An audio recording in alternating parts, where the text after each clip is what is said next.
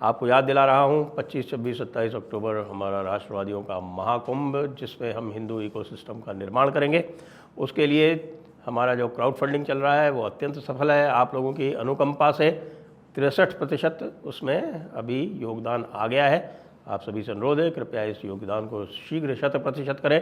इसके लिए या तो QR स्कैन कर लें या फिर डिस्क्रिप्शन में जाके लिंक को क्लिक कर लें। नमस्ते, आप सभी से अनुरोध है कि कृपया हमारी चैनल को सब्सक्राइब करें और हमारी रीच बढ़ाएं लाइक करके, और वीडियो को शेयर भी करें। कल मैंने एक वीडियो किया था कि भाई अमेरिका ने मोदी की इंसल्ट कर दी, और अमेरिका ने मोदी की इंसल्ट की कैसे कि साहब खालिस्तानियों को एक दिन पहले बुला के, व्हाइट हाउस थे और व्हाइट हाउस में बुला के खालिस्तानियों से मंत्रणा इत्यादि की, और मतलब एक तरह से मोदी को दिखाया कि देखो हम ओपनली तुम्हारे खिलाफ कुछ कर रहे हैं और देख लो तुम्हारी औकात क्या है। तो फिर आज मतलब अभी अमेरिका में तो कल ही चल रहा है, तो भारत ने कहा फ्रांस से कि भाई देखो हमारा तुम्हारा समझौता हो चुका है, अब तुम ऐसा करो कि ये जो समझौता है इसको लीक कर दो। और साहब वो समझौता जो है वो लीक कर दिया गया, और ऐसा तगड़ा तमाचा पड़ा अंकल सैम के कि भाई सबके सारे के सारे जितने भी थे, खास तौर से पेंटागन के, होश फाख्ता हो गए। होश फाख्ता क्यों हो गए? क्योंकि भाई डबल गेम खेल रहा है अमेरिका बहुत दिनों से भारत से। जो एक तरफ से पेंटागन की तरफ से जो है वो बार बार ये कहा जाता है कि साहब हम आपसे साथ कोऑपरेशन करना चाहते हैं, और अब आप जो है क्वाड लीड करें, क्योंकि अगले साल अब क्वाड की जो मीटिंग है वो भारत में होनी है। तो नेचुरली उसी हिसाब से मोदी जी को उसका लीडर बना दिया गया। अब मोदी जी लीड करेंगे साल भर तक क्वाड को। जब क्वाड का अब अगला जो भी उसका सेशन होगा, वो समिट जो होगा वो होगा अब भारत में। तो भारत ने क्या किया साहब? भारत ने कहा कि अच्छा ठीक है भाई, अजीत डोभाल जी तो अभी फ्रांस में जा रहे हैं, क्योंकि अजीत डोभाल जी अब अमेरिका तो कैसे आएंगे? अमेरिका में तो आपने उनको समन कर रखा है, और कहीं भाई कोर्ट केस वेस कर रखा है। आप जो है उनकी डिप्लोमेटिक इम्यूनिटी जो है वो कहीं कैंसिल कर दो, कुछ कर दो, क्योंकि आपका तो कोई भरोसा है नहीं। आपके लिए गुरपतवंत सिंह पन्नू अधिक महत्वपूर्ण है बजाय मोदी के या डोभाल के या भारत के, क्योंकि आपको जो है वो दुनिया भर में अभी भी सिग्नलिंग करनी है, वर्चू सिग्नलिंग करनी है, और सबको दिखाना है कि नहीं साहब देखिए हम अभी भी पावरफुल हैं, इसी तरह की टुच्ची हरकतों से। तो भारत ने जो तमाचा दिया साहब, तो इस समय जो है वो पूरा का पूरा यूएस और उनका पूरा का पूरा जो सिस्टम है वो बिलबिलाता घूम रहा है, बिलबिलाता घूम रहा है, जिसको जिसको वो हिंदी में, शुद्ध हिंदी में कहते हैं ना, बिलबिलाना। अब आप पूछेंगे क्या किया? भाई फ्रांस ने ये घोषणा कर दी, जी हाँ, मोदी जी के लैंड करने की बात है ये। उसके पहले जो है वो खालिस्तान वाला कांड हो चुका था, और मोदी जी लैंड किए, उसके बाद फिर इधर इशारा हुआ और फ्रांस ने ये सीधा सीधा लीक कर दिया। 3 चीजें लीक की। क्या? जो सबसे पहले जो है, जो सबसे महत्वपूर्ण है, उसको बाद में बताएंगे। 3 चीजें जो लीक की, उसमें एक तो कहा कि साहब कि हम भारत को full capacity under water drone supply करेंगे। Full capacity under water drone. अब ये अंडर वाटर ड्रोन टेक्नोलॉजी जो है वो बहुत कम देशों के पास है। भारत यद्यपि विकसित करने का प्रयास तो कर रहा है, लेकिन अब फ्रांस ने न केवल अंडर वाटर ड्रोन सप्लाई करने को कह दिया है, ये भी कहा है कि भाई उसकी टेक्नोलॉजी में भी पूरा जो है हम सहयोग करेंगे भारत के साथ में। तो भारत जो है वो अंडर वाटर ड्रोन अपना बना दे। और दूसरा जो बहुत तगड़ा झटका और तमाचा जो पड़ा है ना, वो ये पड़ा है कि साहब फ्रांस ने कह दिया कि हम आपको 100% टेक्नोलॉजी, 110 किलो न्यूटन थ्रस्ट वाले इंजन की आपको देंगे। अभी 110 किलो न्यूटन वाला किस लिए चाहिए? 110 किलो न्यूटन वाला जो हम जनरल इलेक्ट्रिक का 414 मांग रहे थे, वो 414 110 किलो न्यूटन की रेंज में ही हम मांग रहे थे उसको।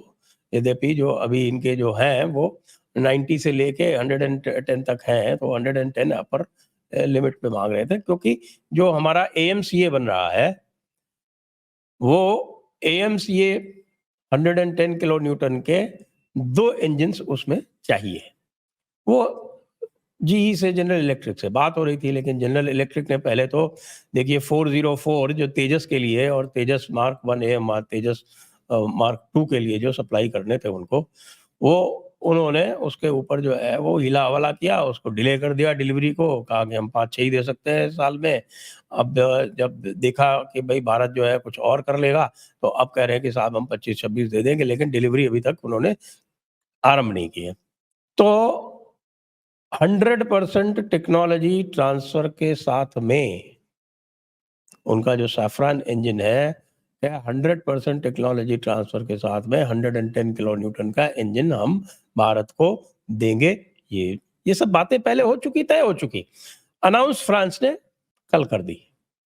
फ्रांस ने कल कर दी, मतलब ये समझिए कि वो जो हमारा जो कल है, वो अभी यानी कि जो 23 तारीख यहाँ भारत में है, तो अभी 23 तारीख जो है वो हुई नहीं है अमेरिका में। लगभग अभी तो मैं ये 22 तारीख है, अमेरिकन 22 तारीख की बात मान लीजिए, चलिए इसको सिंपल कर देते हैं। तो अब अमेरिका क्या करेगा? कि अमेरिका जो है इसी पे हीला-हवाला, तमाशा, मज़ाक, हाँ, धोखाधड़ी, ये काम तो अमेरिका जो है हमेशा से करता रहा है, तो वही कर रहा था। अब उसको लग गया बहुत कस के झटका। लेकिन साहब जो सबसे बड़ा काम हुआ है ना, वो सबसे बड़ा काम जो हुआ है, वो फ्रांस ने कहा कि साहब हम भारत को एसएसएन, देखिए अब समझाएँ आपको, सबमरीन्स की बात हो रही है ये, कि हम न्यूक्लियर अटैक सबमरीन भारत को सप्लाई करेंगे और उसकी पूरी टेक्नोलॉजी भी सप्लाई करेंगे। वैसे भारत जो है वो न्यूक्लियर अटैक सबमरीन को कहते हैं एसएसएन।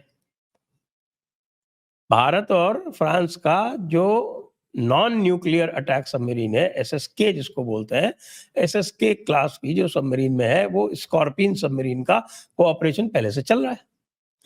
और जो एसएसबीएन है, यानी nuclear nuclear ballistic missile submarine, वो भारत 2 अपने आप बना ही चुका है, आपको पता है। और अटैक सबमरीन जो है वो अकुला क्लास की, वो पहले उधार ले रखी थी एसएसएन रशिया से, अभी वो वापस गई है। दूसरी जो है वो और आने वाली है अकुला क्लास वाली, वो सोवियत यूनियन से आएगी। अब पूरी की पूरी nuclear submarine, nuclear attack submarine वो बेचने को तैयार है और टेक्नोलॉजी शेयरिंग के लिए तैयार है, जिस तरह से स्कॉर्पियन में हुआ था। स्कॉर्पियन में भी ऐसे ही आरंभ में हुआ था कि भाई स्कॉर्पियन जो है वो पहले बनी बनाई आई थी, बाद में स्कॉर्पियन जो है वो डीजल इलेक्ट्रिक है, और वो बाद में उसकी जो है टेक्नोलॉजी ट्रांसफर होके वो सारी स्कॉर्पियन जो है इस समय मैज़गॉन डॉक्स बॉम्बे में बनती है। अब ये कैसी रही, अब आप ये बताइए? क्योंकि फ्रांस के साथ अमेरिका ने बड़ा धोखा किया था। तो फ्रांस ने एक ऑस्ट्रेलिया, यूके, यूएस करके एक ऑकस नाम का एक कॉकस बनाया, और उस ऑकस नाम के कॉकस के बहाने ऑस्ट्रेलिया के साथ में जो डीजल इलेक्ट्रिक सबमरीन की फ्रांस की बहुत बड़ी डील हुई थी, वो कैंसल करवा के अपनी न्यूक्लियर सबमरीन ऑस्ट्रेलिया को बेचने का सौदा यूएस ने किया, धोखा दिया फ्रांस को। तो अब फ्रांस और इंडिया ने ये तय कर लिया है कि भैया ये जो दादागिरी है ये चलने वाली नहीं है। फ्रांस वैसे भी जो है अब वो धीरे-धीरे जैसे-जैसे उसकी ये अफ्रीकन कॉलोनाइज़ेशन वाला जो सिस्टम है वो धीरे-धीरे कम हो रहा है, खत्म हो रहा है। यूरोप में ही उसका विरोध होने लगा है। उसके से बाहर जब आ रहा है तो अब वो नेटो से बाहर निकलना चाहता है। फ्रांस और इटली ये दोनों जो है वो पूरी तरह से त्रस्त हैं नेटो से और यूरोपियन यूनियन से। दोनों यूरोपियन यूनियन और नेटो से अब बाहर निकलने के प्रयास में हैं, और उसके लिए भारत का सहारा उनके लिए अत्यंत आवश्यक था। वो भारत के सहारे ना केवल आ गए, बल्कि एक प्रकार से अमेरिका अंकल सैम को उन्होंने भारत के कहने पर तमाचा भी टिका दिया। हुई ना भाई? मैं ये नहीं कहूँगा कि ये 100 सुनार की है, 1 लोहार की है, तो मैं तो कहूँगा कि भाई ये 2 लोहार एक-दूसरे को ठोका-पीटी कर रहे हैं।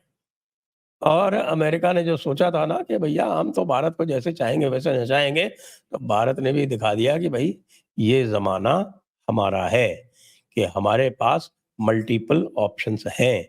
हम कोई यूएस की दया पर निर्भर नहीं हैं और यूएस के साथ में ये डिफेंस डील हुई भी तब थी जब ट्रंप चाहते थे, हाँ, डोनाल्ड ट्रंप ये चाहते थे कि भारत जो है वो एडवांस टेक्नोलॉजी सोर्स करे अमेरिका से, जिससे कि अमेरिका और भारत का जो ट्रेड डेफिसिट है, यानी अमेरिका का भारी ट्रेड डेफिसिट है, 100 बिलियन डॉलर से ज़्यादा ट्रेड डेफिसिट है अमेरिका का भारत के साथ में।